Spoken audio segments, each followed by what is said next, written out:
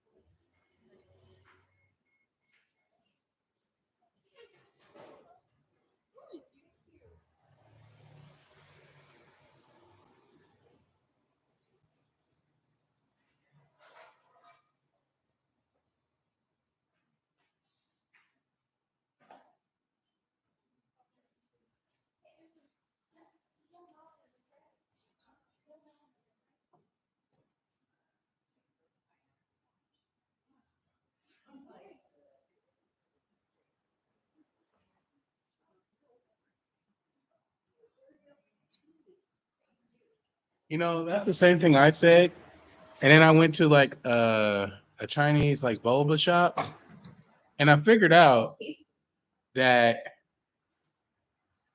what we call smoothies and what they call smoothies are two different things. And I didn't figure that out until fucking up a couple of times trying to figure out why does this taste like a milkshake and not like a fruit shake.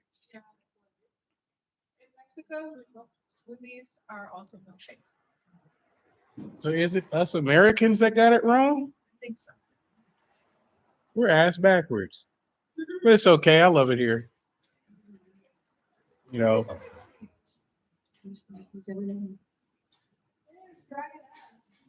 of course they're dragging ass. It's Monday. In fact, we're gonna be talking about the ass of a dragon. Yeah. Wait, I was gonna wait till 7:30. Yeah. Huh? Oh, totally. Yeah. There's the beautiful tree. It's an AI generated tree. You made that on AI recently, didn't you? Oh yeah. That's a really nice looking AI tree. I will say it's a little shop of horrors, like the penis slash appendage of the dog. It's kind of creepy, but Just don't bend over it. You know, it's yeah. Keep the butthole safe. I said butthole because that's neutral. Everybody got a butthole.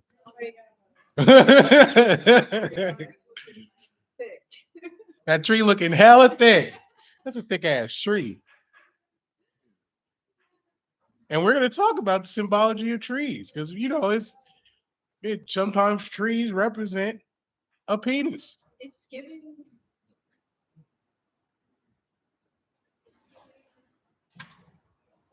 some city meets little shop of horrors meets Inception vibes. Little Shop of Horrors meets Inception. Now that sounds like a Japanese portal. Exactly, that's a prop. Little Shop of Horrors meet Inception. That's a sophisticated porno in Japan, specifically Japan. I feel like only the Japanese could do that. Be a lot of censorship. Strange. Like, you know how they did like the Mirrorverse? Like I get like Mirrorverse vibe off this picture. Oh yes, the alternative trees. We have traveled through different universes to check out their trees of life. I was born here on Earth, and besides the one inside my body, I'm trying to figure out where the big ass tree at. Somebody chopped it down? Mexico. There's a big one in Mexico. Yeah, like a really, really big ass one. Like the elevators talk about it. They said it was like the size of like a huge building, like wide. Like they said, like they never seen a tree like that, but they haven't been finding it. It's even in jungle of Mexico. It's by Sierra Negro to the Black Mountain. The black what? The Black Mountain is a place where the Mexicans never colonized. Okay, cool. And they can't find this tree. Well, they haven't gone looking. Well, they're just saying that. So it's just one of those things that It was the Sherman redwood that's in Big Sur.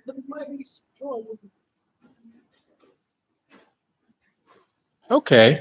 Yeah, that'd be a good adventure to go to. Like, let's go search for trees of lice all over the world. But if we found them, What? people would know about it. Ah, that's where we learn to keep secrets.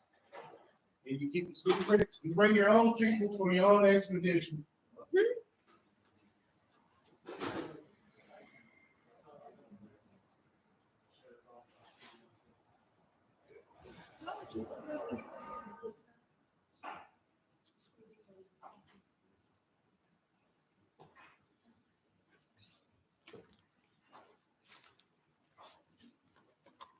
So, am I live? Let me check. I probably am live. Am I live? Am I live? I am. I- It's just that you can see my beautiful face. Can you see my face on there? Yeah. There we go. We're live. That means I'm still not starting at 7:30 though. So shout out to people. We're live. This is going into my private thing on YouTube. Sorry, I know the world can't see it right now, but you'll see it. You'll see it in a minute. And yeah, commercial break. There we go. Get to that slideshow. And I'm gonna roll up a little bit cannabis. This is tree of life. Why not puff on the tree, get in the spirit of the burning bush? Shout out to Moses or Moshe and them. Apparently that's what he did on the mountain. I actually don't know if he was smoking a burning bush. So there was a story about a burning bush, somebody on the mountain. And if I know anything about burning bushes, especially this, he was for sure talking to God. But I'll be talking to God every time I puff on some tree. Which that'd be nice. We're gonna get into that. The many layers of the tree of life, trees in general, you know, how we mirror one another, how the cells of a tree sometimes look like the cells of God.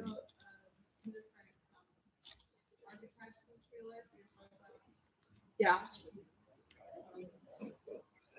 The Aztec tree of life. No, but if you would like to comment on those trees of life, because I don't know anything about those trees, I will be going over some trees though. If you want to say a one liner, I'll leave it open to. Okay. I know my dreams. I'm curious to hear what you select. We have a lot of information. It's just like, So much. And I know your expertise, it goes into those trees over there. it's kind of lopsided. I haven't done research in a while.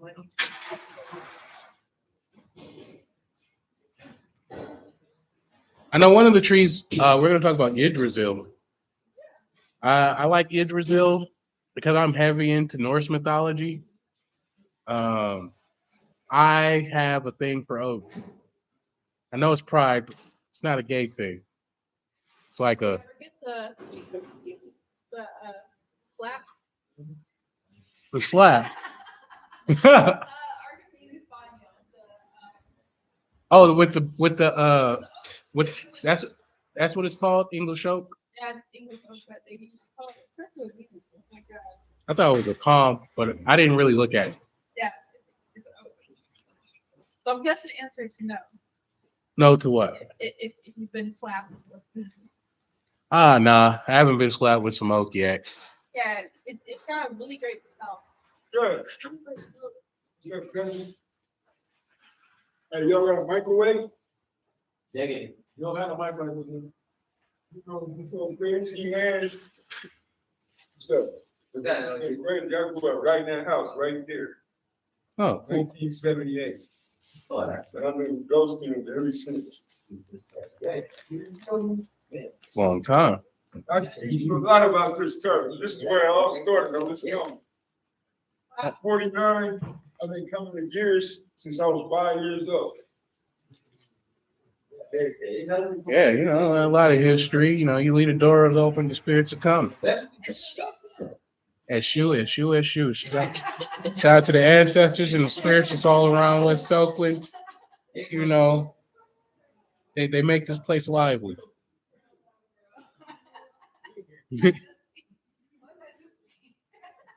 You just welcome to West Oakland. That's what you just witnessed. In fact, that one read rather quickly, didn't it? Yeah. Oh, like I was saying earlier, Odin. Got a thing for Odin. Odin's son. You know, he's father, also god of thunder, lightning, all father, old one eye.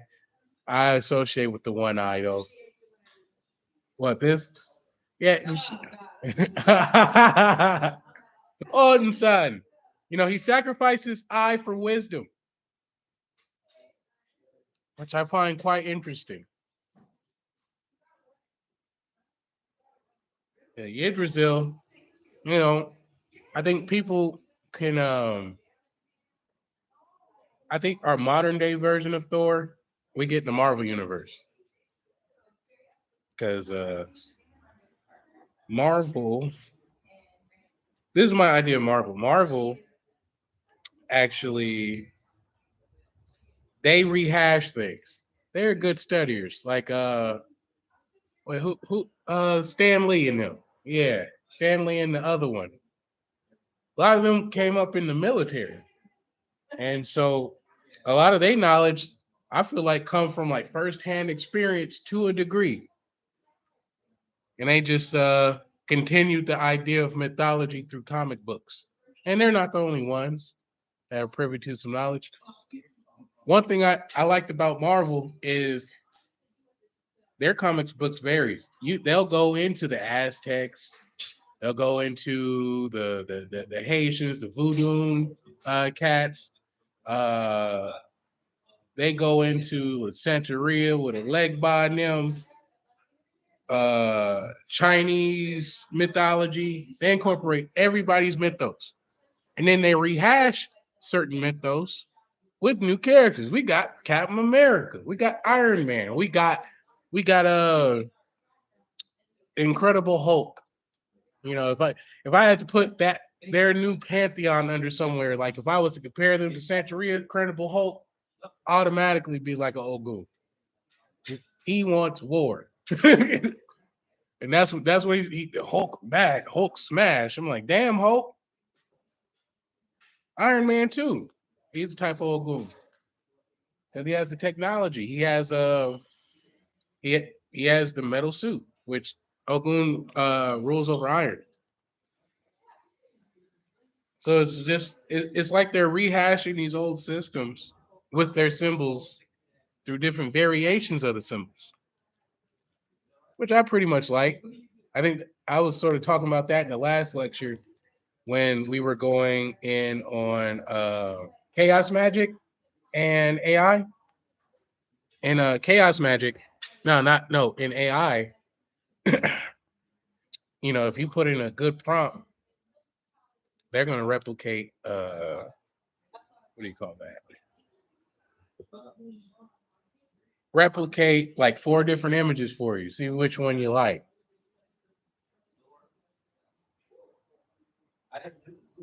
That's the same thing with these Tree of Lies. They just different cultures rehashing the same thing with their interpretation.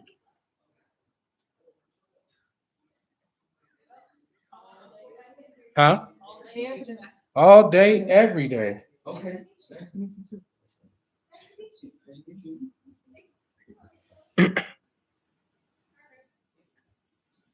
You know, as I usually, tell folks, when I do lectures, I like teaching. I like getting into talking mode, getting comfortable, but I also do this for me. Sometimes I think I do this for y'all, and to a degree, I do. But this is really for me. I support you. Because I part of this is me wanting to speak up more on the things I've discovered in the world, and one also having a record of what I've discovered. Because I'm not good at that. hey, that I actually, was thinking today, I'm so glad I went through my spiritual evolution before Instagram. imagine having it on Instagram. This was 2017.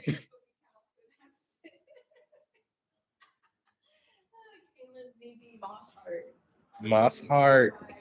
Interpreting words and sounds and vowels, dates. I almost got suckered into speaking with the I, like the I's, I-E-Y-E-Y-E. Like how I know that bullshit. I almost got suckered into that, and somebody told me something about it. They're like, "That's stupid." And I never did it again. And I have an opinion about. I got opinion about a lot of things. Some of the things I participated. I was a Hotep nigga. I said Hotep all the time. The original Hotep niggas. The only thing I didn't do was wear a damn daishiki. The cookie cutter daishikis that everybody was wearing at one point in time. Like that's one thing I told myself I will not do. But shoot kids from that somewhere. I'll be like, okay, I'm good. That's one thing I knew I wasn't gonna do. I wasn't gonna wear no goddamn daishiki. Directions he pointed, he was like, Like we're going in all directions right now. Shout out to Eshu and them. All the spirits, shout out to all the answers. Shout out to my grandmother Laverne. She passed away a couple years ago. You have a Laverne in your family too? Oh yeah. We old Texas family. Old Texas family? Yeah, we had a Laverne. We had a Barbara. I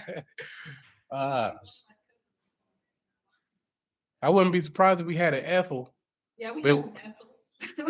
we had a Eula May. Shout out to Eula May. Yeah, Rest peace. Fannie Mae. Fannie We Mae. didn't have Fannie Mae. That was common. We have almost every other name. We got Dorothy. Shout out to Grandma Dorothy. I never got to meet Grandma Dorothy. That's my father's dad. Yep. He's Mine was Doris. okay, Doris. Doorways. Y'all know out there I got key birth month. My parents my dad grew up in San Francisco. 33 Sedoa Street. It's a $2 million house. I'm trying to figure out in my mind who sold the family house. The family niggas. That's But everybody in the family poor. So where did $2 million go? Was it $2 million when they sold it? Yeah, it sold in 2019. So I'm trying to think to myself, like, how many decades ago was it sold? And my dad's the oldest. And then my uncle doesn't like to talk to anybody. So I wonder if he's the guy who got the money from selling the house. Family mysteries. Things we tend to find out later on in life. Or now. But he was like the stereotypical weird uncle. Like weird as in occult weird or weird as in touchy weird? Touchy, I just didn't grow up around him. I'm so glad I didn't grow up around him. But he's the only one who cared for the ends of the world and stuff. He's a toilet paper hoarder. That's what my mom said. Since he's been hoarding toilet paper since 1970s. The conspiracy weird. Yeah. Okay. It's good to have a few conspiracy weirds. You collecting. You know what? I'm damn near the same way. Because I used to collect the online articles because I knew They probably gonna take them down, get you some good screenshots. You know how the internet is. The internet will just remove some shit. You've seen that in Facebook, Instagram. They've flagging tweets on Twitter. That whole Kobe situation. You, you can't necessarily say like the the actual whatever 19 because you know you get flagged. Hmm. I got a video from 2020 when we were talking about Endgame, and we were just like, this is pretty much Endgame right here. Endgame, Infinity Wars. So all this time you've been doing like this, you've been doing like the old things. Is that what that is? Oh, and son. Welcome, bro. Yeah. Really? I got a new. What else? What else? What time is it? 7:31. So I'm gonna wrap this little blunt up. Yeah, all these can be done.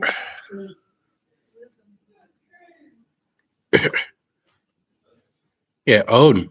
In fact, y'all see my jacket before? I have I stitched Odin into a few of my jackets. Shout out to Adobe Global. That's the global logo right there. Yeah, right when I got into embroidery, Odin was like probably one of the first things I put into some garments. You know, start experimenting with some of their sigils, their runes. That's what they call them. The runes. I even got some runes in my hair. Runes, you know the runes out of Norse mythology. I ordered some hair pieces, like a little jewels to put in my hair. So I got runes. I just put little runes in my hair. Um, yeah, because it's like my our company was dealing with Norse energy, just straight up. Yeah. All father energy. You know, the god of wisdom. They say he's like one of the most psychic entities within the Norse mythos. Um, yeah, him sacrificing his one eye for wisdom. You know, we know about that one eye. You know, got these three eyes, third eyes, and whatnot. Which, which To be the one on one. he even hung himself. A lot of people don't know that the act of hanging comes from Germanic traditions, following after Odin. But Odin supposedly hung himself on a tree, and that's how he got the rune alphabet. I think it was the rune alphabet. Um, but you know, we done bastardized hanging. You know, America knows about hanging. Is strange fruit, Germanic traditions. Which also you can see in American Gods. Have y'all seen American Gods? Yeah, when they strung up old Buffalo Boy. Yeah, Yeah. Buffalo Boy. Was it Moon Moonshine. Moon Shadow? Yes, Shadow Moon. There you go. You got to say backwards, forwards. That was it. That was the whole end of the series. Yeah. Well, there's Taking its place on the tree. yeah. In fact, there's an image up in here that shows the man part of the tree. You know, and this is actually sort of what this lecture is for: is learning that you are the tree. You know, even though I would suggest reading the rest of the book of American Gods. Wait. There's a web series? Yeah. Yeah, that's where it comes from. And they just left us on a cliffhanger. That's what they did. But there's an audio book. Even in Bagua, you are the tree. 'Cause they go into the as above, so below, which let's we're gonna go into like the Kabbalah. Well, not well, the Kabbalah later, but the Kabbalion, which with the seven laws. Um, yeah, symbology of the tree of life, an exploration of the various meanings and interpretations of the tree of life symbol throughout history. Yeah, so even these newer cartoons have been picking up on it. Um, origins, folklore, culture, and fiction often feature different trees of life that relate to themes of fertility and immortality. These trees originated from religious symbolism and have been represented in ancient iconography. A common image found in these depictions featured two symmetrical features facing each other with a tree standing in the middle. These two figures may represent rulers, gods, or even a deity and a human follower.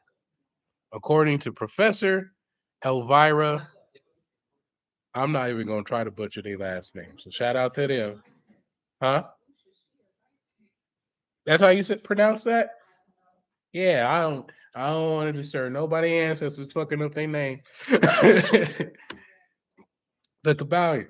Before we go into this, because uh going into the idea of as above, so below, right? Because as I'm sharing with you, the tree of life is something that's also within you, not just an external force. As we've been accustomed to learning, the Kabbalion is a set of philo- philosophical principles that draw on ancient Hermetic teachings. It emphasizes the fundamental unity of all things and interrelatedness of mind and matter. The Kabbalion teaches that the mind has the power to shape reality, and that by understanding the principles of the universe, we can learn to harness this power and create our own reality. Okay? First law they got is mentalism. The universe is mental, the all is in the mind. And that was one of those laws that when I first read that, I'm just like, damn, I don't really think I can escape that. You mean to tell me the whole universe is within my mind? Technically walking in the universe, I'm looking around, these are aspects of the universe. So these are things that I'm also seeing within my mind. We have correspondence. Um, as above, so below, as within, so without.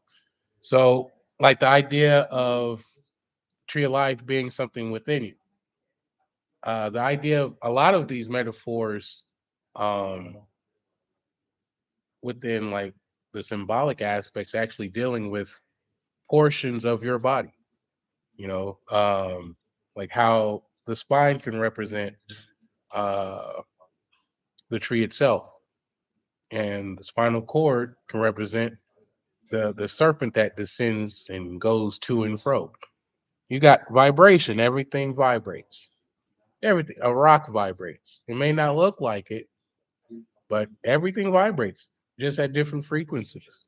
Some frequencies have more slower vibrations, others got real fast, some move like the flash. Polarity, everything is dual. Everything has poles, everything has its pair of opposites, and opposites are identical in nature, but different in degree. Rhythm, everything flows out and in and out. Everything has its tides. All things rise and all things fall. This pendulum swing manifests in everything. The swing to the right is just like to the swing to the left. Unless you're some person that when it swings to the right, you're able to catch it. Yeah, they don't teach you about the law of neutralization. We'll get into that on a whole nother tip. Um, cause and effect. Every cause has its effect. Everything happens according to this law. Chance is by a name for this law, but not recognized. Cause and effect. I feel like this is where you get your karma from. Karma is You do this thing, and then this thing will happen.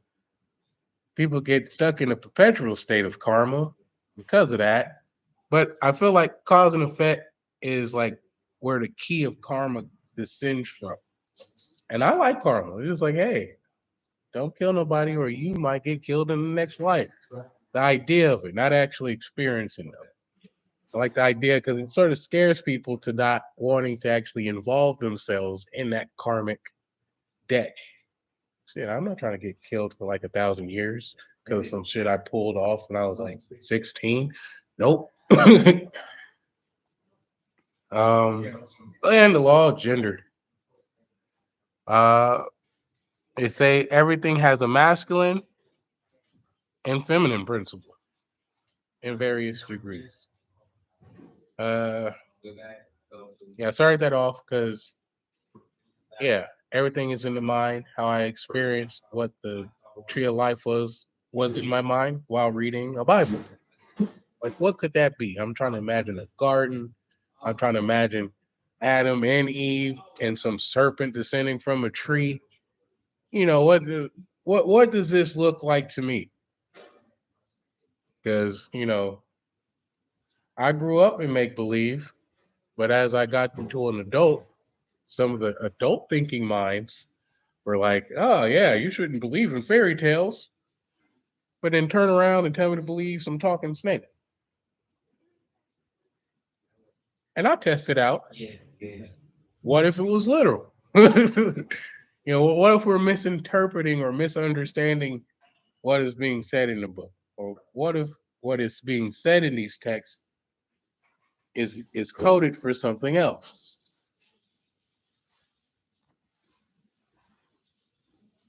We're going to talk about the Syrians.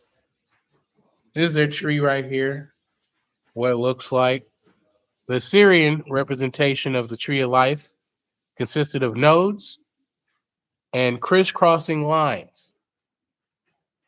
This symbol held significant religious importance and was often depicted in Assyrian palace reliefs, accompanied by winged genies with human or eagle heads. The king and blessed or fertilized with a bucket and a cone, pine cone, usually. However, Syriologists, I mean, these are some words, have not reached a consensus regarding the meaning of this symbol. It is worth noting that the term tree of life is a modern scholarly uh, attribution and is not found in the Assyrian sources. Moreover, there is no known textual evidence that pertains to this symbol. So, just looking at this symbol, this lightweight looks like a more creative Kabbalah tree. And they said it's made up of nodes and crisscrossing lines. We're actually going to get into how Tree of Life deals with the nervous system, which deal with nodes and different lines. Tree of Life and Superman. Any of y'all watched The Man of Steel before? So in The Man of Steel, uh, they had something looking similar to the Assyrian tree holding the codex to the Kryptonians. This is where the Kryptonians are birthed. Peace. As you can see, they got the skull, right? They give you the imagery of the skull right there. That's where the codex is. It's in the skull. But then you have these other, the top image, these different nodes, these different lines coming out like it's a tree. These is where their Kryptonians are birthed. And then you find out that Superman himself, the codex, is within Superman because that goes into his DNA. Because they show you the skull. Skull is where the skill is, but the skull itself represents your DNA. And I think did they destroy the skull? I feel like they destroyed the skull in the Man of Steel. It's been used. It's been a minute, but I do remember that scene because I'm like this scene feels familiar because I've seen these images before. I'm like, oh, y'all using tree of life imagery, for the modern Superman. Which Clark Kent, he gets delivered. He's from the house of El, and we know the L's, especially in the Bible, there's Elohims. That specific pantheon, who is said to have probably held a hand in creating this modern man that we have, or mankind, as they would put it. And then the last son of Krypton, Kal-El, he gets into Earth. And under this nice yellow sun, he's able to be so powerful. What else do we have? The Epic of Gilgamesh. The Epic of Gilgamesh is a similar quest for immortality. In Mesopotamian mythology, Etna searches for a plant of birth to provide him with a son. The story was found in cylinder seals from Akkad. What else? Serpents and trees. Serpents and trees. I'm a young lad talking about serpents and trees. Skittles reference. Berries and cream. Yeah, everything's a metaphor. This is the Matrix. I'm just trying to show y'all how that green shit be looking on the screen when you're looking at the Matrix. Like, what is that? It's simple code made to be complex. As stated before, serpents in old myth appear on sacred trees. In Greek myth, uh, Ladon was a serpent-like dragon that twinned and twisted around the tree in the garden of Hesperides and guarded the golden apples. In pursuance of his 11th labor, Hercules killed Ladon with a bow and arrow and carried the apples away. In an alternate version of the myth, Ladon is never slain, and Hercules instead gets the Titan god Atlas to retrieve the apples. At the same time, Hercules takes Atlas' place, holding up the sky. Okay. Again, with this imagery of serpents, trees, fruit, glowing fruit. And, when we deal with the Bible, the Hebrew aspect of the Bible, the serpent that comes down, they call it the Nakash. And I think that translates to like the shining ones. So it's like, okay, you got the shining energy descending from the tree. And actually, in some lore, well, a lot of lore, serpents usually represent energy. Serpents often are associated with the sun because of how they move like waves. Serpents can move real fast or real slow, just like waves. Let me see. Hold on. Oh, I gotta plug in my computer or else it's gonna die. There it is.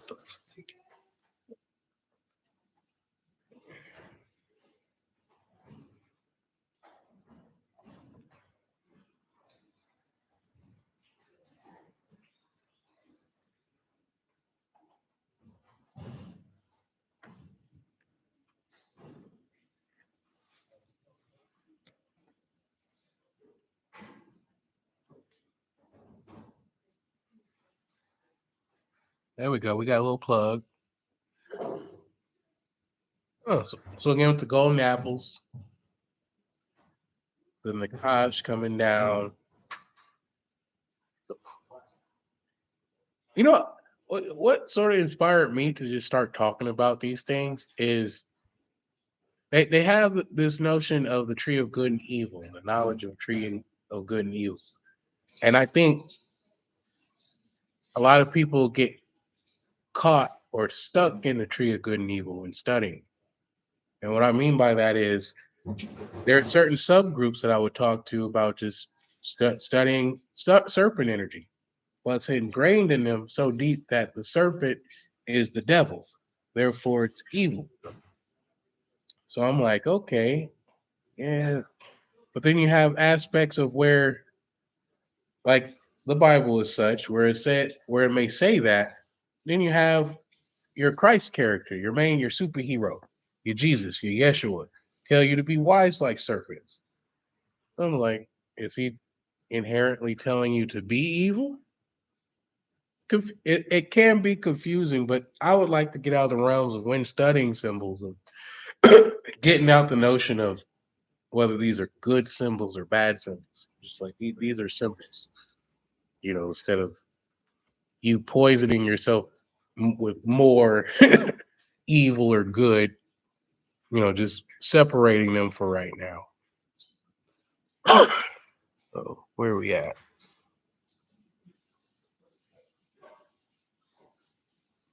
Yeah, the Titan. And also, when I think of like words and things, so recently they had the ship that sank, right? The Ocean Gate Titan. Words have frequency, they have power. We attach them to things, you know. I just love the side eye on that guy's expression. Huh? I just love the side eye on that guy's expression as he's holding the tree, and the people there with the beards for like half his size. Save us. We're hiding behind our tree. And actually, that looks like, they could be like the three initiates.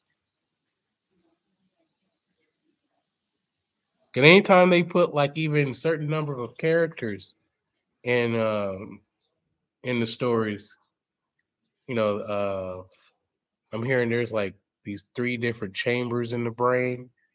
I'm like, okay, could that represent the three initiates?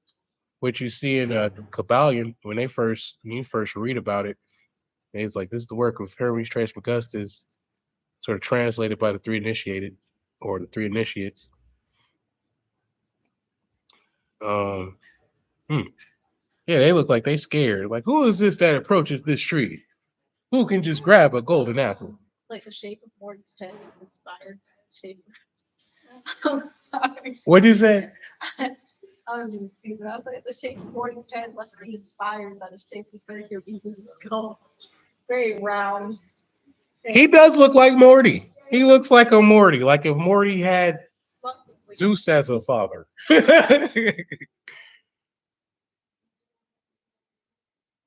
So yeah, we have the Greek motif of the serpent, the tree, the golden fruit, special fruit. What's so special about this damn fruit? Ah, we're gonna continue. What order do I have this? Oh, the plant that the Ut Hishtim spoke of. That was a mouthful, but we're going to incorporate that a little later so people could read that. Spoke of is what is known in the ancient world as the tree of life. And while on Earth, the Anunnaki, I call them the Anunnaki. I think they secretly Nagas, aka niggas. They just look different. The Anunnaki would eat the fruit from the plant to help keep them muscular and healthy. Picking one of the fruits to eat in the day kept them extremely robust. It would boost testosterone in men and estrogen in women, which has an effect of making both sexes look, act, and feel far more desirable. It's not available commercially today, and from Gilgamesh's journey, we can tell that very few knew about it in his time. So this was like a tree that they couldn't find. It hasn't been industrially grown since the Anunnaki left, but the plants are living submerged in the waters of the Baltic region. Hence, Gilgamesh had to attach heavy stones to his feet in order to reach it. So he had to sink. The water supply of the Baltic region continues to be titrated by the plant today, which is why their people, especially their women, are considered among the most beautiful in the world. Uh,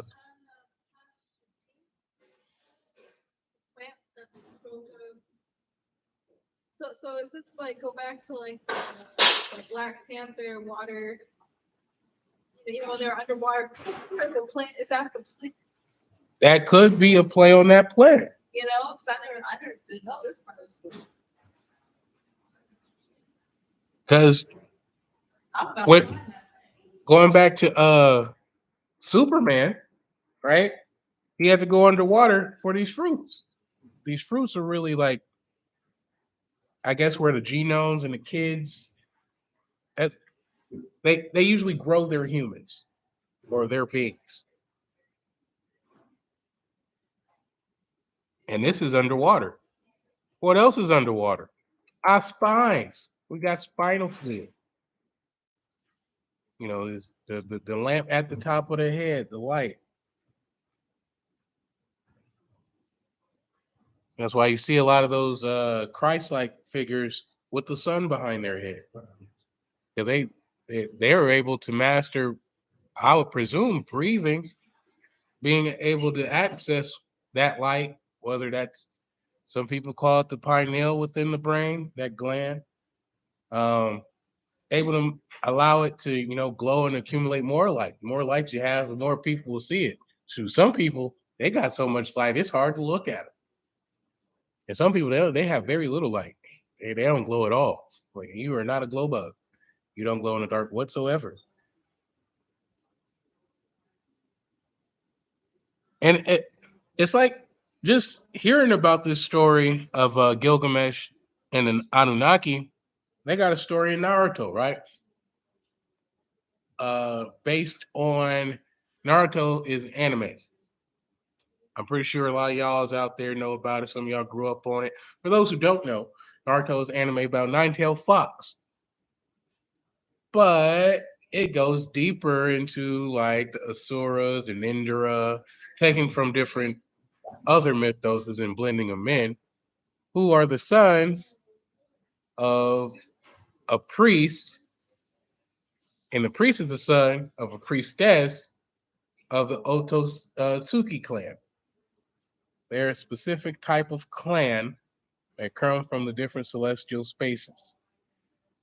The Ototsuki clan created with their bloodlines the Uchiha, the one with the red eyes, and the Hyuga clans, the one with the white eyes that can see chakra and spirit and bodies and whatnot. Their main character is a moon goddess, Kaguya, which Kaguya is also another mythos, I think, in Japanese lore. But they rehashed her in this story as the moon goddess who came to Earth to get the sacred fruit, another tree reference. And when she got the fruit, it made her damn near immortal, all powerful. In fact, they don't even kill her. They had to seal her up. And how it looked like she was sealed up, she had a third eye. She had a third eye. When she gets sealed up, however she gets sealed up, spoiler wording, it looks like her third eye is closing. I'm like, okay, there's a lot of fruit references. When she received her third eye is when she ate of the fruit. That's how the story goes, at least with that anime. Even in One Piece, um, that's another Japanese anime. There's these things called devil fruits, right? Devil fruits, as they said later on in the lore, they're up to like over 1,000 stories by now in One Piece. But they just told everybody recently, in a few chapters ago, that each fruit represents someone's manifested desire. So one fruit, if you eat it, it can manifest the powers of fire. Another fruit can manifest the powers of ice. Another fruit can manifest the power of rubber, moving fluidly. Another fruit can allow you to transform into a rhino. You know, there's another fruit that allow you to transform into Buddha. Those are special fruits, but it still comes from one's desire, and that descends from a tree.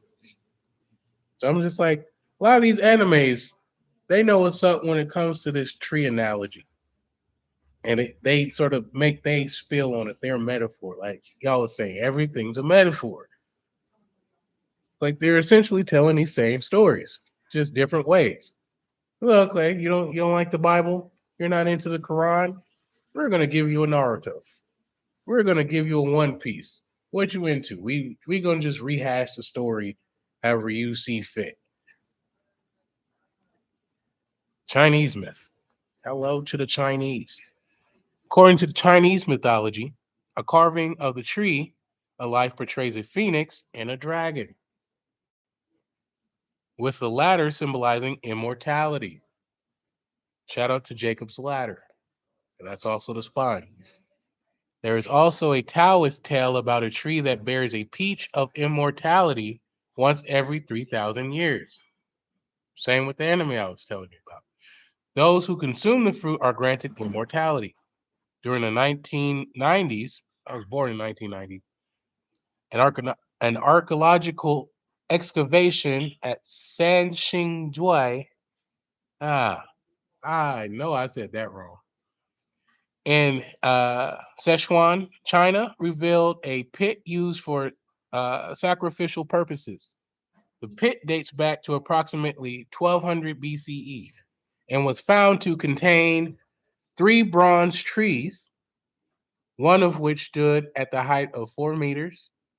The base of the tree showcased a dragon with fruit hanging from its lower branches, and at the top, a bird like creature with claws, the phoenix, was discovered. Another tree alive was also discovered in Sichuan, dating back to the late Han Dynasty, 25 to 220 CE. The ceramic base of this tree was guarded by a horned beast with wings, and its leaves represented coins and people.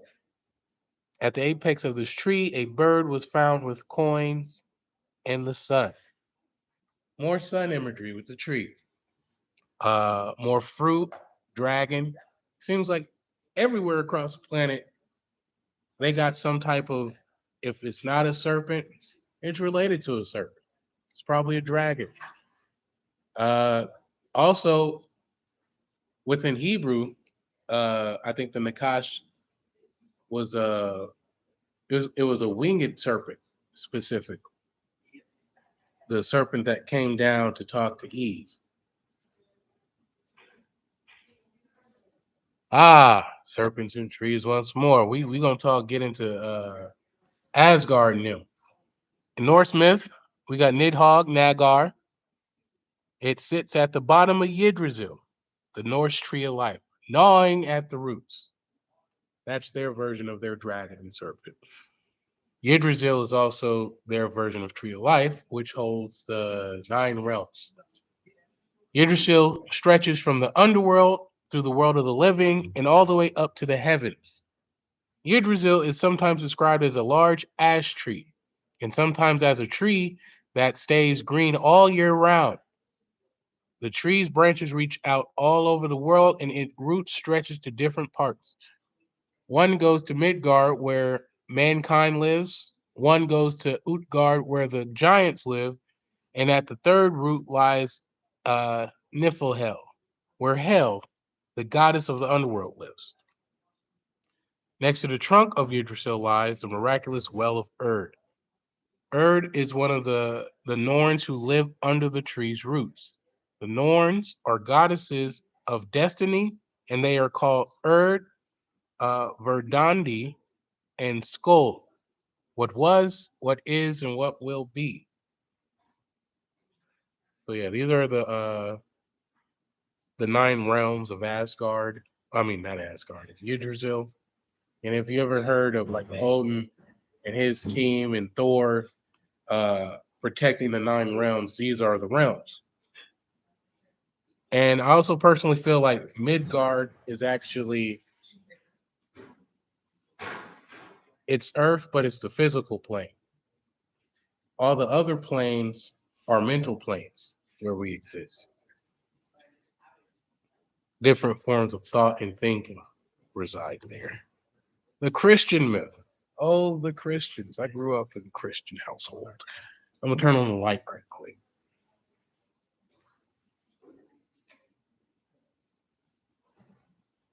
That helped me.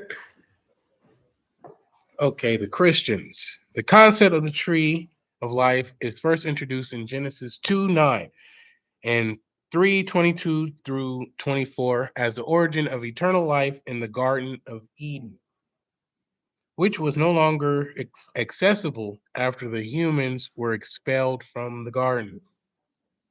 Tree of life also appears in the final book of the Bible, the book of Revelation, and is predominantly mentioned in the last chapter, chapter 22, as an element of the new paradise garden.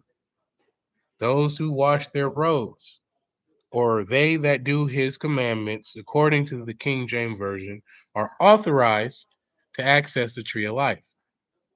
A similar promise is made in Revelations 2 and 7, where the tree of life is offered as a reward to those who conquer. Revelation 22 begins with a reference to the pure river of water of life that flows out of the throne of God. And the river appears to supply two trees of life, one on each side of the river, which bear 12 manner of fruits. 12 appears a lot. And the leaves of the tree were for healing of the nations. Alternatively, this could indicate that the tree of life is a vine that grows on both sides of the river, as hinting in John 15:1. The vines, for me, would be the spinal cords.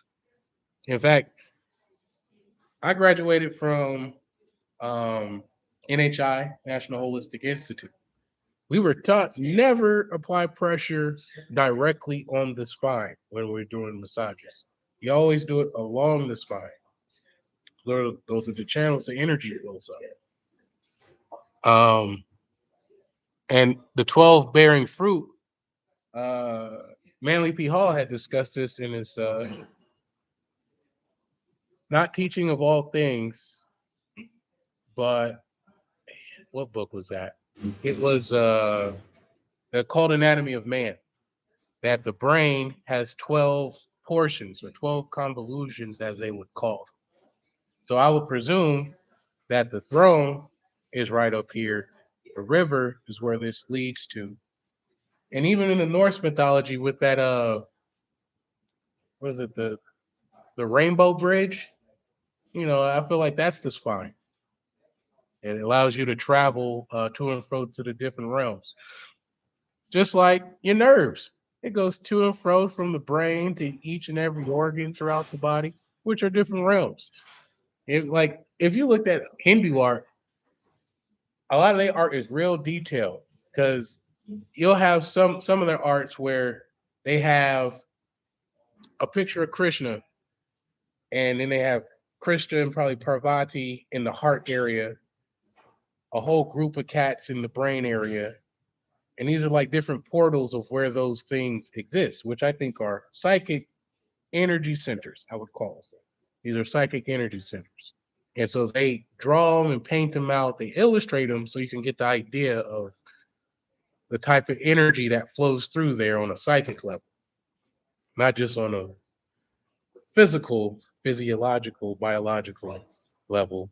But I think that's where these stories come from in the first place. It's like, okay, we're gonna make it sound interesting by telling you this story. What else we got? Quran. Hello, Quran.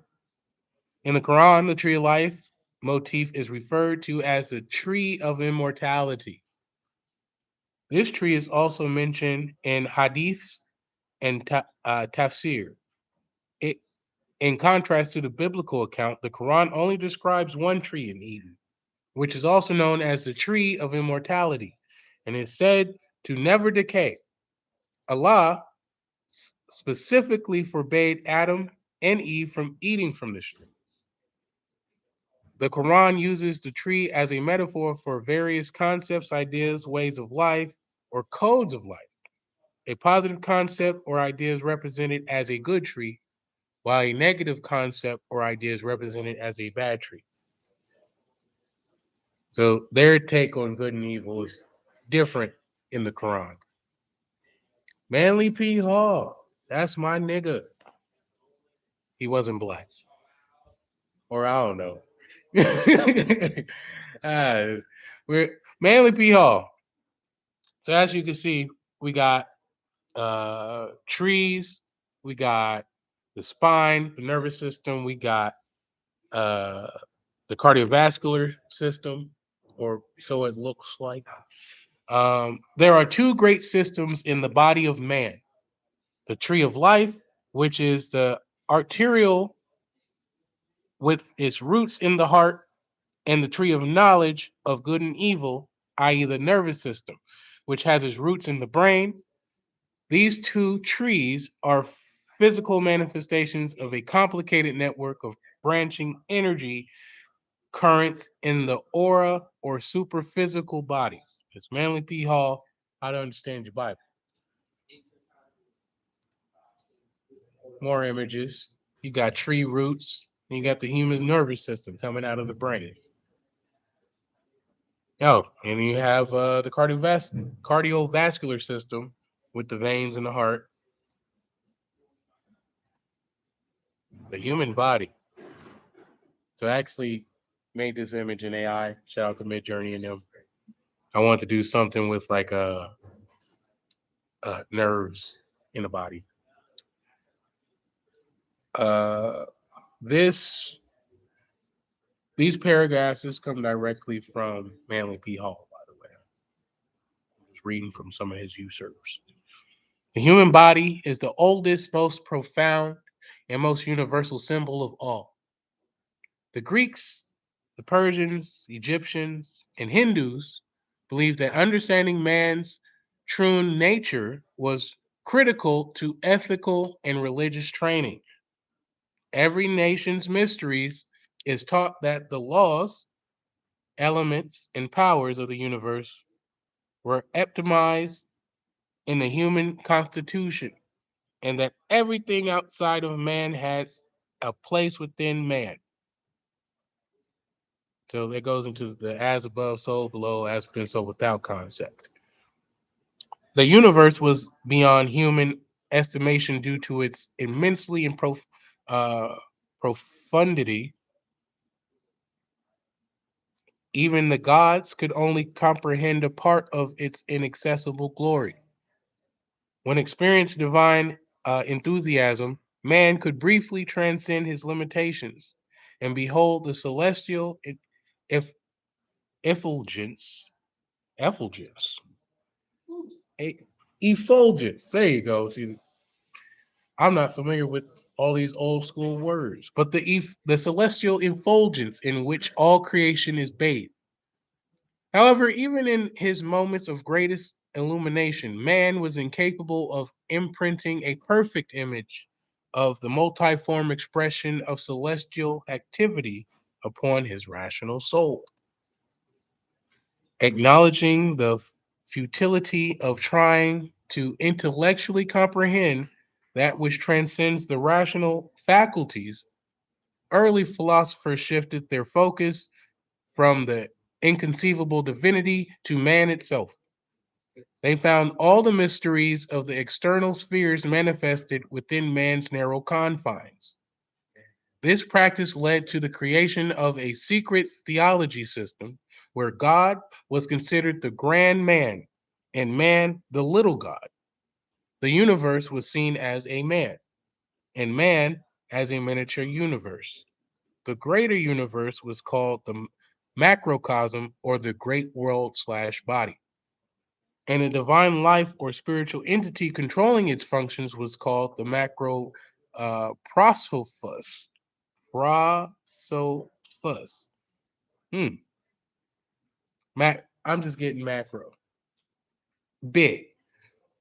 The individual human universe or man's body was called the microcosm, the little body. And the divine life or spiritual entity controlling its functions was called the microprosophis. Microprosophis. See, I gotta say it faster in order for me to get it. Slow it down and make it fast. The pagan mysteries were concerned with teaching neophytes the true relationship between the macrocosm and the microcosm, or between God and man. The key to these analogies between the organs and functions of the microcosmic man and those of the macrocosmic man was the most prized possession of the early initiates. And talk about the nervous system. I'm gonna take a little break. Y'all want to take a little break? Yeah. Yeah. Okay. We'll take a little break and we're gonna continue. Probably come back in 10 minutes. Thanks for sharing all of this. Total. Together. Oh, sleeping. Thank you. No, I'm actually hungry.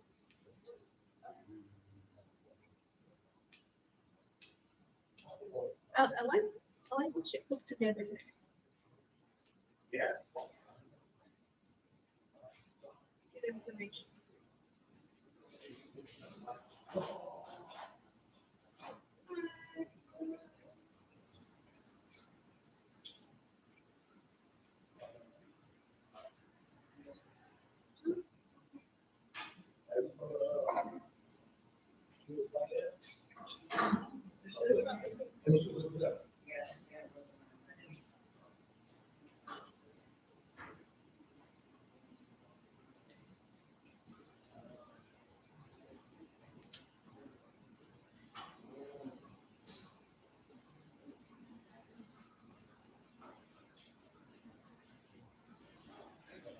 Yeah. Something's telling me light, frequency, and intention be great for activating one's extra powers that are dormant in our DNA. I agree. I think that the way that light travels through crystal is important because the refraction of the crystal symmetry uh, can channel light energy into the DNA level crystal organization, how that crystal is put together, and how it mirrors. So that's why I like to use the quartz crystal to activate on mushrooms. Because there's a connection between the way the light travels through the stone and the alignment between it. So it's like trying to align something by feeling it. You can't see it. You can feel it though. You can feel the frequency of the stones align with your DNA. And then it's like a constant stream of information that starts flooding in because you're using the stone to tune your own rate. It's not something I've really seen to. I haven't even really heard anyone else talk about it. Say they use the stone for its energy, but you have to communicate with it like a device. It's a device. I used to strap that G thing to my shoulder. Yeah, I tried that. I actually thought that I could activate a crystal by banging my head against it one time. That didn't work. That's some Stone Age shit. I love it. And then I sat with it like this. That's my hands were shaking on like 15 grams of mushrooms. I stared at it. I was like, activate, action. And then so it was like, okay, well, I'll put you through some shit first. I'm gonna show you the scariest fucking thing I can. First thing I saw was a bunch of skulls. So oh, that's not scary. And then I saw a bunch of skulls exploding. Like, and I was like, oh, well, that's not really scary. I was like, well, you're not afraid? I'm like, no. So okay. Well, I'm gonna take you around through here. And it's like my eyes went from being in the room to inside the crystal, traveling along like one crevices through a wormhole. And my whole self came out of another person's face and was talking to them. Hello, tunnels of sad. I was looking out of some of my friends' faces, having a conversation with me, but I was looking through their eyes and I'd be talking. And I snapped back in my mind, like, oh, shit, what the fuck? I've had similar experience. Yeah. Yeah, that wasn't even the activation. The activation came when I walked through the crystal gate inside the stone. But the stone asked me what the password was that time. The password was forgive everyone that you should be forgiven because it's like a light code. How you send light is also how you're able to receive light. So you're not actually able to activate your own self. You're not aligned with receiving all the light that belongs to you. So the second that you don't forgive something or somebody, it limits and it restricts, puts a restrainer on your life as it travels back to you. Amen. I needed to hear that. And so it's really not even, oh, we always hear it's not for the other person, but it really is for the other person. It's really for you. Mm. You know, so I try and check my bank accounts. Like, I have bank accounts on my friendships, relationships, co-horships. And some folks I just gotta stay the fuck away from because they piss me off. And I know that if I get pissed off to a certain extent, they're gonna open a bank account, and that's going to be an energetic balance. Something have to clear. Go for that energetic channel. You face. Yeah, and then I gotta be like, oh, I forgive them, and I forgive myself. Okay, because I forgave them, I unlocked the channel for myself, and so I'm able to receive that in abundance. Hmm. But yeah, I feel like if there's certain stones that have the etchings in them that contain, like you were saying, at a point in this world, I believe that there was a spiritual event that affected everything. And I believe that there were stones that were in alignment to receive the blueprint from that spiritual event. So just like you showed, like the Superman, the skulls, I think that the crystals and 22% of the Earth's crust in certain places where there are civilizations that were doing high levels of spiritual work, the light frequency got trapped and fractured some of those stones, left like a So Superman's sanctuary, I forgot what it was called, yeah, but not Krypton. It is a specific type of sanctum he had on Earth, but up north in the ice. yeah, my dad had a trip about that. And Said he went to Fortress of Solitude. Yeah, he said he went to Superman Fortress, saw him and asked questions. And I thought it was weird because my dad had a Superman trip, his first trip on mushroom. That's him. Yeah, like when because I had similar trips, and I realized it's the things. This is like the basis of this. These things are really representation of what's going on inside of us. So if he sees Superman, Just stuff right here is giving me some issues, like on this, like unforgiveness gets trapped right here. Like, and it's the meridian that comes up on Simon, it goes above the roof of my mouth. I was really feeling it in Tibetan cranial therapy. And the first thing that I came up with, which was massaging right here, like inside of my cheek and under my jaw, was like images of different things that were trapped, physically trapped. And as soon as she cleared out, it was like, holy fuck. Like, that's what's keeping me from like almost instantaneous enlightenment. Are you fucking kidding me right now? Because like literally, like rainbows are like streaming out of my like right here, and everything like dissolved into the rainbows. right here is where you hold. This is where the heavens are, right? On the, as they put it, the microcosmic level. Yeah. This is the heavens. So we hold a lot of psychic energy along several channels in our nerves.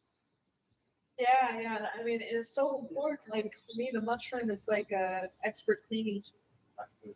You know, you can jam it in or catch the empty space inside of the macro and micro. Hmm. It's been a long time since I've done mushroom for that purpose, but I have specific do's and do nots, not in a specific life situation as a do not type situation. You know, but I'm doing that level of work. I prefer to not be in a place that I mean, it's like this. Like, do you want to make small batch medicine? You got like 300 pounds of medicine. You pumping a big batch. Like, if you go in on a really deep journey, you're not where you're going to be able to stay. You're going to open a portal that different entities and beings that you are immune with are going to be able to see and access.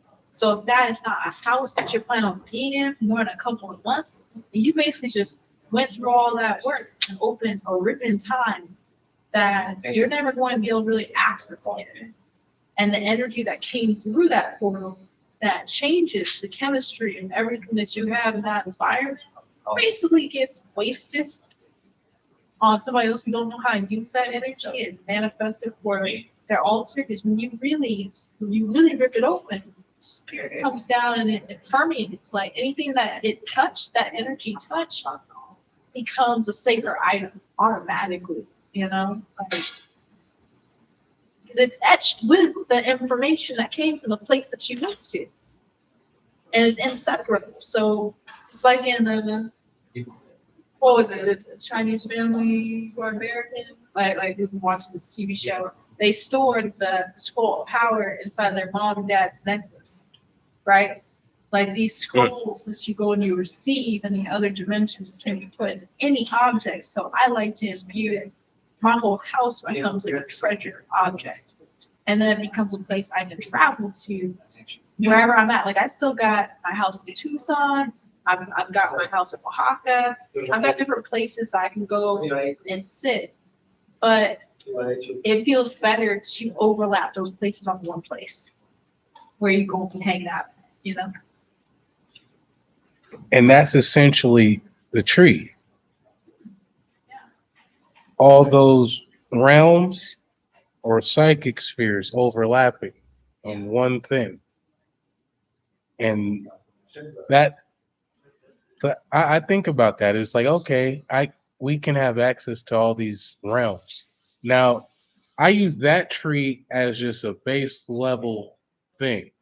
I personally feel like we have our own types of trees outside of the regular prescribed tree that they give us.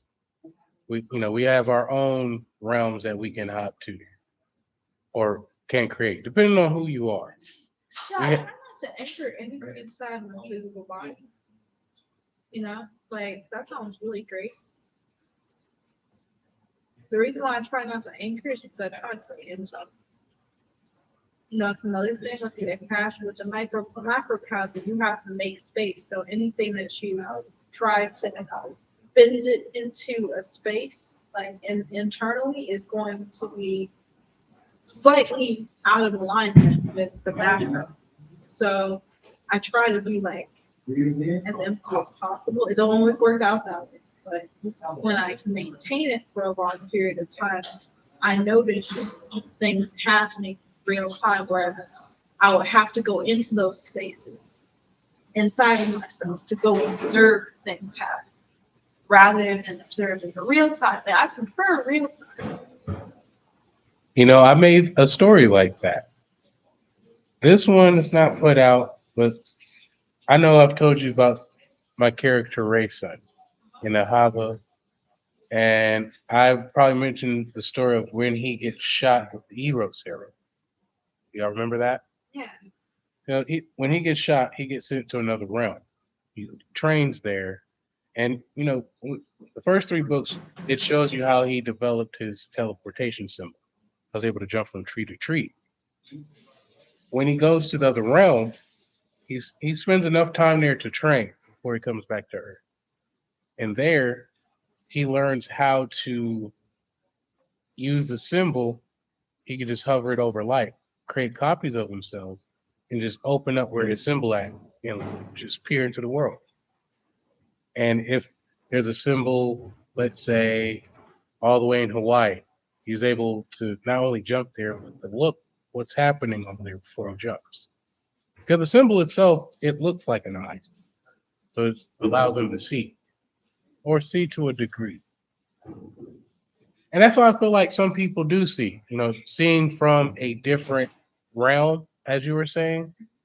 Um, like this character, he's able to split himself into three. One character is the lookout, but he's looking out from a different realm. He jumps through when necessary, and they're all in communication with each other. They're still him. But one is like we were talking about Ashe clones.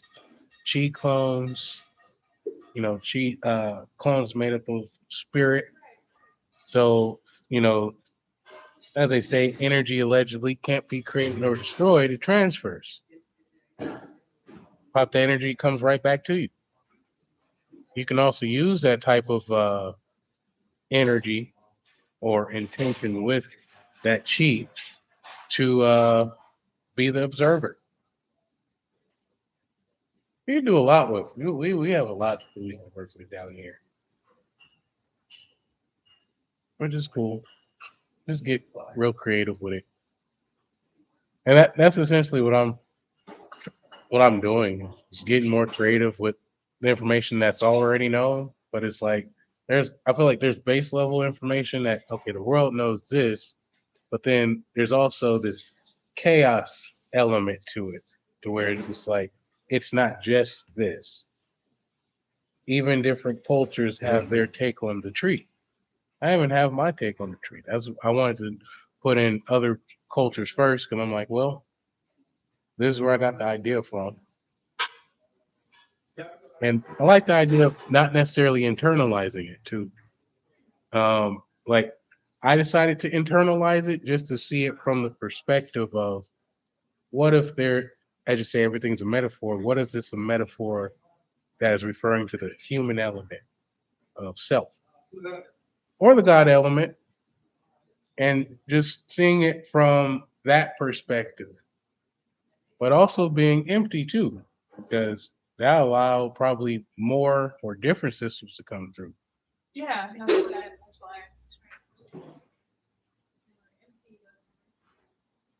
You know, I have this thought. Have all your friends. bother me. What if every time we got close enough to accessing divinity, we got so excited that we got close to it, that we got distracted on the details, and then kept focusing so hard on the details that we stopped accessing.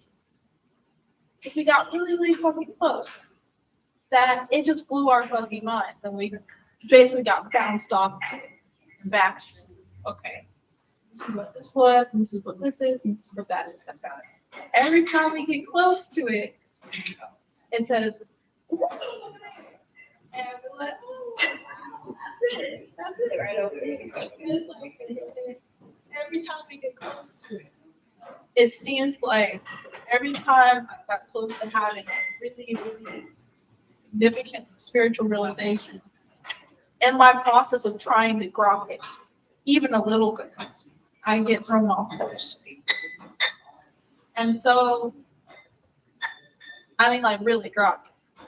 Like, experience it on an infinite scale. You know,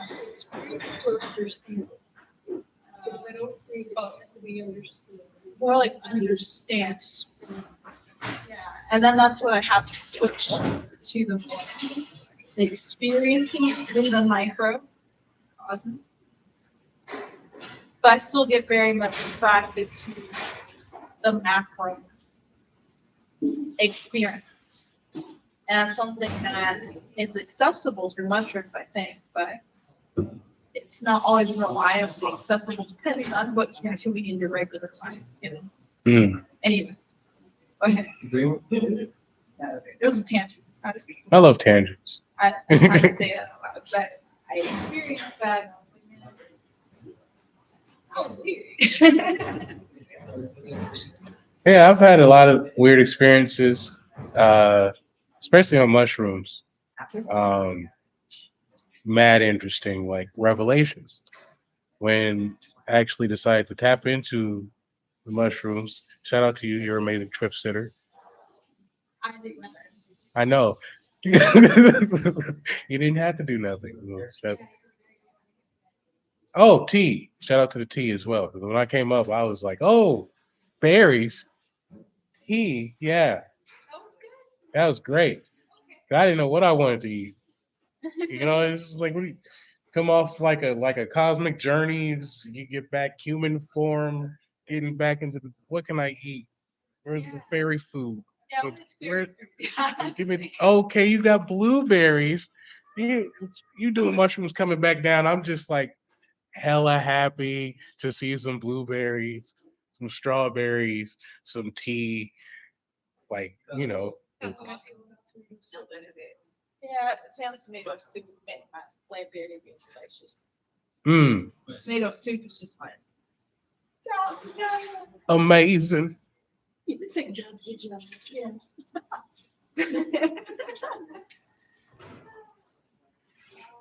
Yeah, yeah. Some of those journeys, it was like it's so funny seeing so-called deities, or I'm gonna say giants. I don't even want to say they're deities because I don't know if they're deities.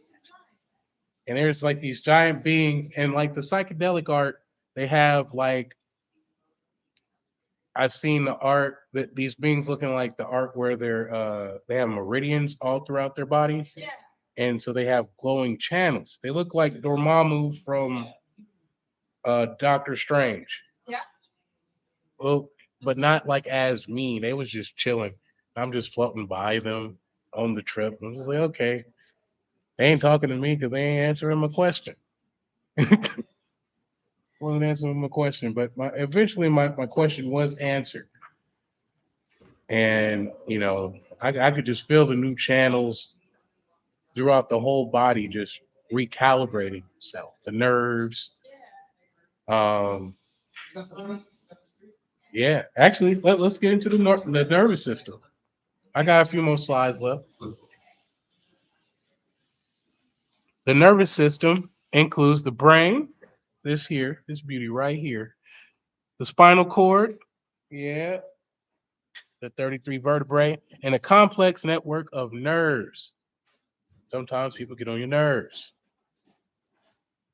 This system sends messages back and forth between the brain and the body. The brain is what controls all the body functions. The spinal cord runs from the brain down through the back. It contains thread like nerves that branch out to every organ and body part. This network of nerves relays messages back and forth from the brain to different parts of the body. I'm instantly looking at the Kabbalah tree of life right there. Pathways, nodes. The nervous system is made up of the central nervous system and the peripheral nervous system. The central nervous system includes the brain and the spinal cord. The peripheral nervous system includes the nerves that run throughout the whole body. The nervous system uses tiny cells called neurons to send messages back and forth from the brain through the spinal cord to the nerves throughout the body. Billions of neurons work together to create a communication network. Different neurons have different jobs.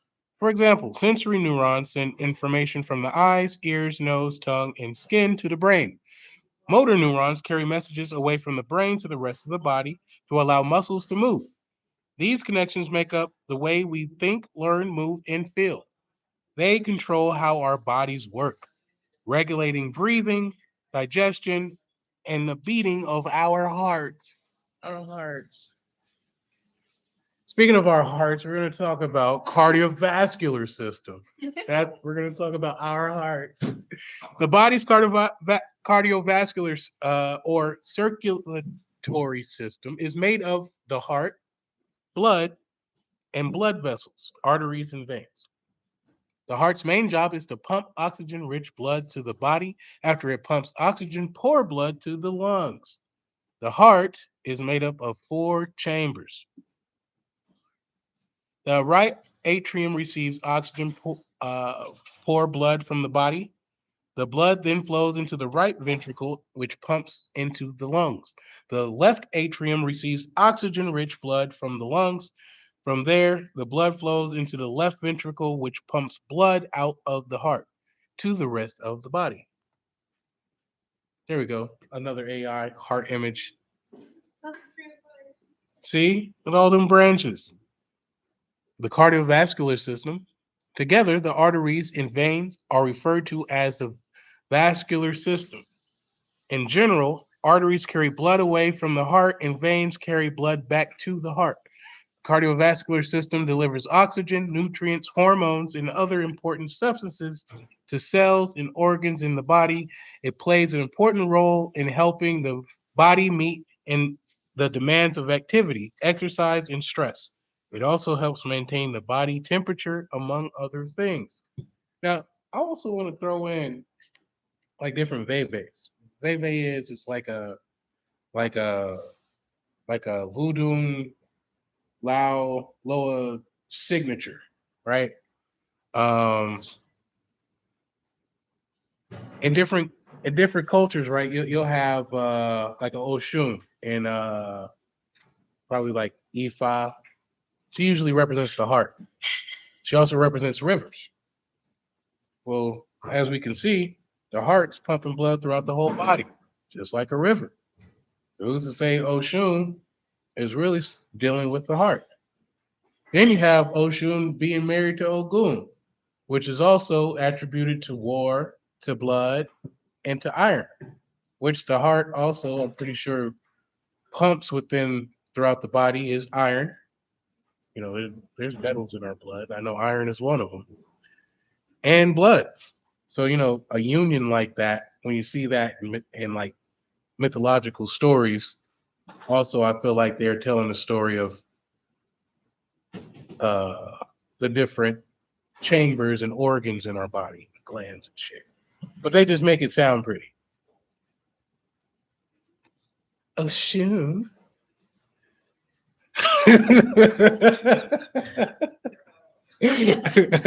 We got the Kabbalah. Hello, Kabbalahs. Kabbalah Harris. That's like I'd be calling the vice president Kabbalah Harris. Actually, I'd be calling her Kama Sutra Harris. Don't ask me why if y'all figure that out. So the Kabbalah. Or the tree of Sephiroth. Sephiroths are the spheres on the Kabbalah tree. May be considered an invaluable compendium of the secret philosophy which originally was the spirit and soul of Chazdism. First off, let me interject. This is Manly P. Hall. Let me say, them's not my words. uh, the Kabbalah is the priceless heritage of Israel, but each year, those who comprehend its true principles become fewer in number. The Jew of today, if he lacks a realization of the profundity of his people's doctrines, is usually permitted with that most dangerous form of ignorance, damn, modernism, and is prone to regard the Kabbalah either as evil, to be shunned like the plague, or as a ridiculous superstition which has survived the black magic of the Dark Ages. Yet without the key which the Kabbalah supplies, the spiritual mysteries of both the Old and the New Testament must remain unsolved by Jew and Gentile alike. Side note, anytime I think about the word Gentile, I think about genitals. What if that was a play on the people? It's like the Gentile is actually the not just the person that's not Jew, but you just think from the genitals. You think from the lowest realm possible. So you're a Gentile. Not necessarily because of your bloodline. Might be because of bloodline, but it might be more so the realm of which you think, which may make you a Gentile. If I was thinking of it as a metaphor. The Sephorinix tree. It consists of 10 globes of luminous splendor, arranged in 3 vertical columns. Again, with these 3 columns, and connected by 22 channels or pathways. The 10 globes are called the Sephiroth, and to them are assigned the number 1 through 10.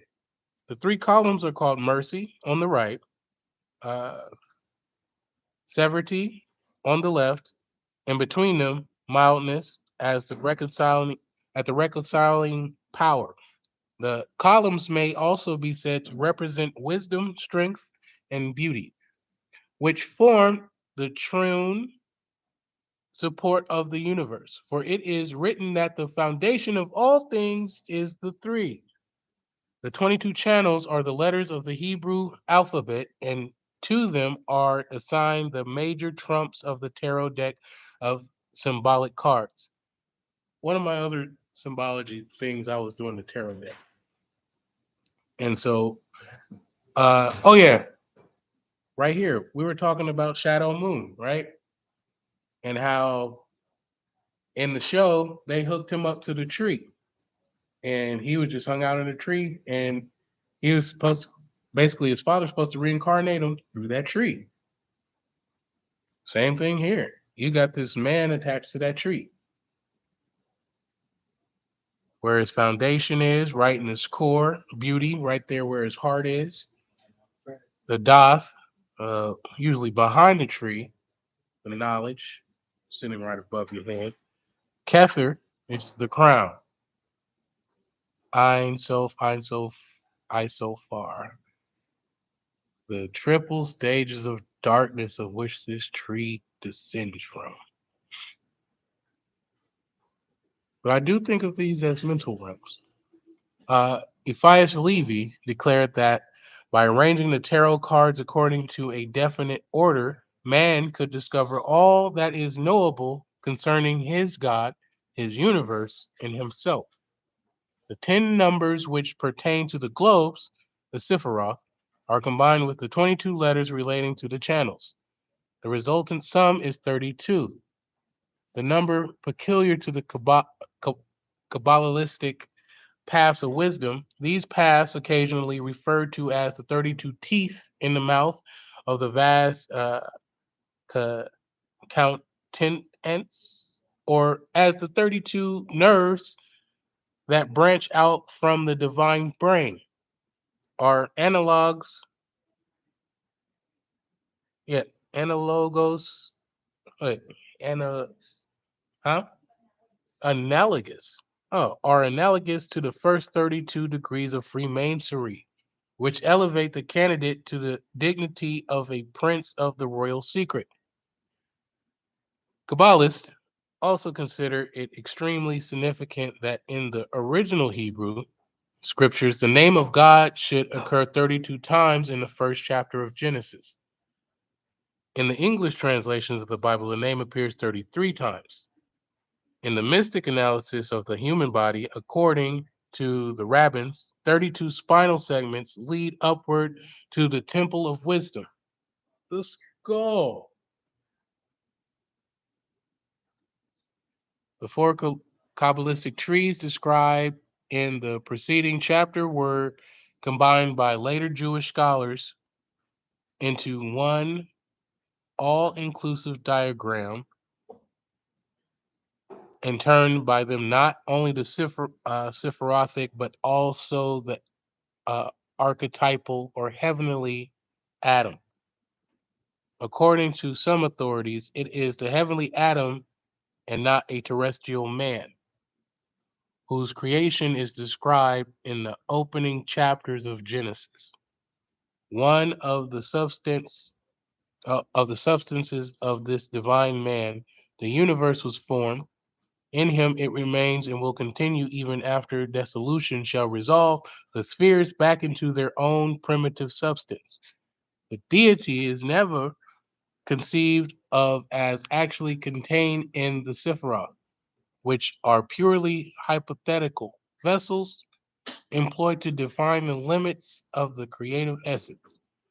Adolf Frank, Frank, that's a unique way to spell Frank. Adolf Frank rather likens the Sephiroth to berry-colored transparent glass bowls filled with pure light, which apparently assumes the color of its container, but whose essential nature remains ever unchanged and unchangeable. Okay, that's enough Kabbalah. We're going to talk about reptiles. Are y'all into reptiles? Kind of. We got a couple snakes here. Back there. They're over there.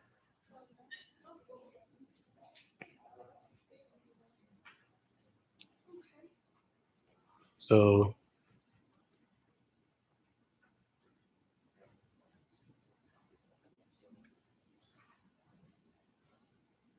okay, the great rapid motion manifested by lizards has caused them to be associated with Mercury, the messenger of the gods, whose winged feet traveled infinite distances almost instantaneously. And we know Mercury to also hold like a caduceus, little serpent that goes up with the feathered serpent. A point of which not to be overlooked in connection with reptiles and symbolism is clearly brought out by the eminent scholar Dr. H.E. Santee in his Anatomy of the Brain and Spinal Cord. In reptiles, there are two pineal bodies, an anterior and a posterior, of which the posterior remains underdeveloped, but the anterior forms a rudimentary cyclopean eye. I gotta see this. You got a little eye right there. Their common ancestor, like a few million years back, had that joint percolate. And Hataria, a New Zealand lizard, it projects through the partial foramen and presents an imperfect lens and retina, and its long stalk nerve fibers. So these are lizards that have literal three eyes. In Maori language, tuatera means peak on the back for the crest along their spines. Their origins predate the dinosaurs by 20 million years. This animal possessed, in addition to two perfectly ordinary eyes located on either side of its head, a third eye buried in the skull, which was revealed through an aperture in the bone, covered by a transparent membrane and surrounded by a rosette of scales. It was unmistakably a third eye, but upon dissection, it proved to be non functional, wrote John E. Belebtrue. Belieber. He sounds like a Canadian. The spinal cord was symbolized by snakes, and the serpent coiled up on the foreheads of the Egyptian initiates represented the divine fire had crawled serpent like up the tree of life. When we're dealing with associated symbols and serpents. Another one is a 10. In ancient Egyptian religion, or Kemetic religion, however you want to put it, a sun god depicted as a solar disk emitting rays terminating in human hands, whose worship briefly was the state religion. The Urias is a representation of a serpent as an emblem of supreme power worn on the headdress of ancient Egyptian deities and sovereigns. The cobra surrounding the Aten is the Wajit, a winged cobra goddess that rules the lower Egypt. You will often see Wajit depicted on the diadems of pharaohs at the head. And so if you've seen like the headdresses, you'll see the serpent on top, and sometimes you'll see the what is it, the not the falcon, but the vulture along with the serpent right next to it. And I'm presuming that represents again the energy that flows up the spinal column over the skull into the head. What else we got? The caduceus. Wand, you know, Hermes staff, basically. A wand with two serpents twinned around it, surmounted by two small wings, the caduceus or magic wand of the Greek god Hermes, Roman Mercury, messenger of gods, protector of alchemy. The one represents power and the two snakes wisdom. The Greek Hermes found an analog in Egypt as the ancient wisdom god Thoth, as what is it, tout of the Phoenicians, all linked with the magic rod and the twin snakes. Also, I think in was it Ladun culture, you have the two serpents, Idowedo and Mbalawedo, uh, also representing the masculine and feminine principles of the serpents. Yeah, they used to use a sable as a medical tool. They drip the drippings of the venom of the snake onto open wounds. Mm. And the sables with the conducive. So it also became a revered symbol because it was used to help people put covering for wounds. The ancient Greeks. The serpent. So would they like put the serpents on the staff? And then I think they would dip it in water and drip the liquid from the head of the snake onto the Mm. Okay. Interested. Learning more about that. It's interesting. Thanks to the book Serpent Grass and Shoe has that story. Okay. You know if they used copper? I don't know. I know, like they had the story of Moses putting the serpent on this copper Right. thing. So I would presume they'd use like some type of conductive metal. Who knows? Somebody knows. Somebody did the research. Ah, oh, I guess that's the end. Till next time. Yeah, you know, I felt like I had more, but I probably didn't. That was really good study. I really like that. Cool. Made me think about some things. Yeah, the building of all this serpent energy. Now, when I look at movies now, I'm just like, okay, you're clearly trying to raise some kundalini or lower some kundalini from some realm, you know. What's your plans for? What's your- Hold on.